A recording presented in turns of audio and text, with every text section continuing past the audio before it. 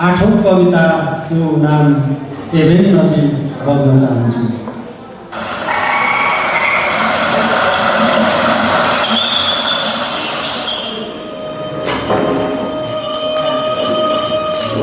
एभेन नदी आस्थाको धरोहर, बस्नेका लागि सहारा, जानेहरूका लागि गोरेटो। नदीसँगै बसेर जानेहरू कहाँ कहाँ पुगे होलान्। छालले हानेर गएको ढिस्को उही हो, बुहारी र पारीको किनारा साँची। नदी किनारामा उभिएको भिक्टोरियन बार समयको रमिता हेर्न सधैँ व्यस्त।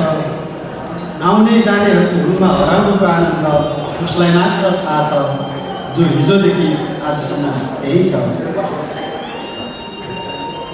बारमा काम गर्नेहरू बदली भए, मालिकहरू बदलिए, तर कुर्सी, टेबल र बेन्चहरू बदली भएका छैनन्। कफी, बियर र हुस्कीको स्वाद पनि उस्तै छ।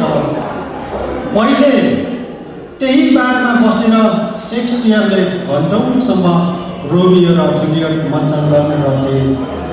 त्यही टेबलको हुस्कीले मातेर चर्चिल पटक पटक युद्धको भाषा बोल्ने गर्थे र त्यही बेचमा ह्यारी पोटर लेखेर जेके रोलिङ चर्चाको शिखर उक्लिएकी थिइन्।